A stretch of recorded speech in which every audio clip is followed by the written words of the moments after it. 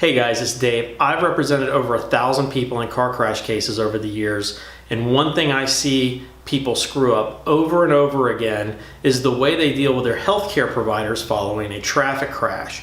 Today we're going to talk about the 5 things people screw up when they see their doctors after a car crash here in Florida. The first thing that I see happen over and over again is when the patient goes in, they're focusing on their primary complaint. So I'll give you an example that seems very obvious. If you have a broken arm and you go into the emergency room and there's a bone sticking out of your arm, the big thing you're going to be concerned about is the bone sticking out of your arm, and you're going to want to get it fixed. The insurance companies take advantage of people who forget to say, yeah, my neck's hurting too. Because a lot of times that bone heals. That is an immediate problem. You have to see a healthcare provider for it. But you know what? The herniated disc in your neck might be the thing that keeps you from being able to work the rest of your life.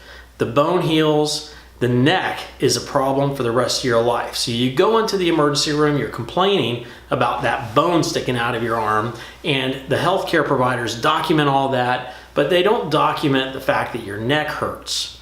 And the insurance company will hold it against you.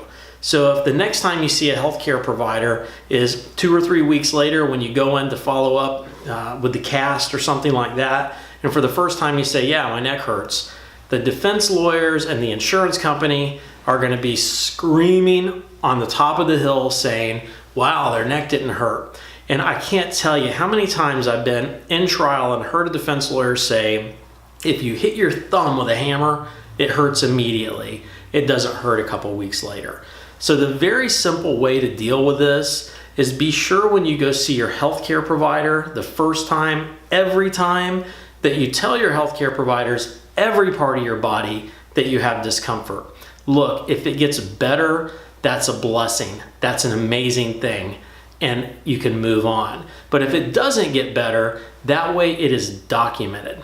That's super important. The second thing people get wrong when they see their healthcare providers after a car crash is they don't tell their doctors about their prior problems. It's really important that your doctors have a full and complete history of all the issues you've had from a health perspective before.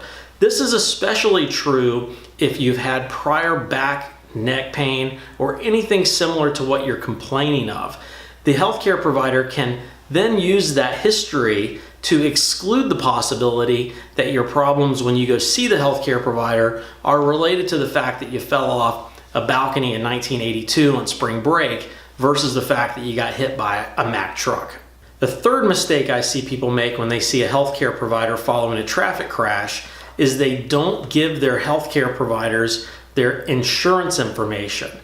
When you've been involved in a traffic crash, you need to give your healthcare providers both your personal injury protection coverage, that's your auto coverage, and you need to give them your health insurance coverage.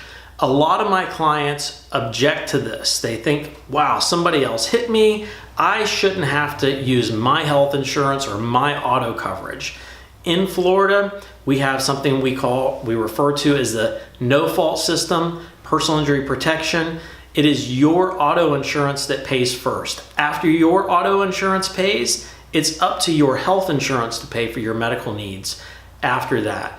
Be sure you provide this information to your medical providers so they can bill accordingly. It is super important, and it helps lawyers like me get my clients more money in their pockets after the cases settle.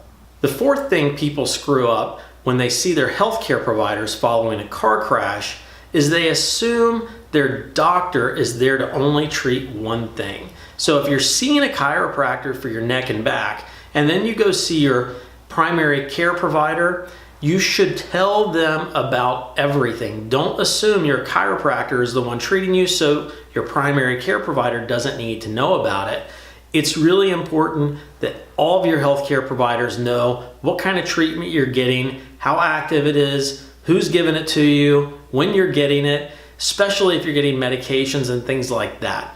If you compartmentalize this and don't tell your primary care provider about the fact that you're seeing a chiropractor, the defense lawyers are going to make a big deal of that, if you ever have to go to trial.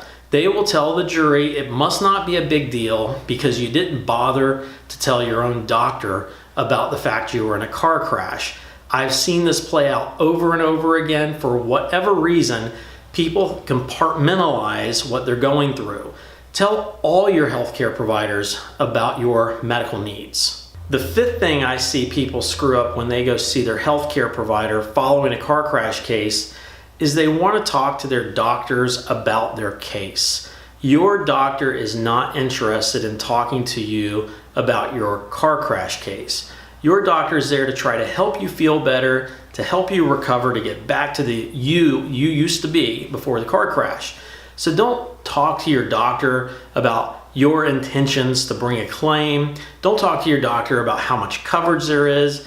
It's really none of their business. This is something you should be talking to your lawyer about. So try to be sure you separate those things. A lot of doctors hear people talk about this stuff and they won't have anything to do with a car crash case because they'll run for the hills when they think they're going to get asked questions by a bunch of lawyers. And who could blame them? So just tell your doctors about what happened to you. Give them a history of what you've been through. You don't need to talk to them about the fact that you're going to sue somebody, you're going to get money for your accident. That's ridiculous. Let them focus on treating you and getting you back to you and not worry about litigation, lawyers, and things like that. Hey, I really hope this helps you avoid the pitfalls that people sometimes stumble into following a car crash here in Florida. If you have questions about your case, give us a buzz at 1-800-ASK-DAVE. We're here to help.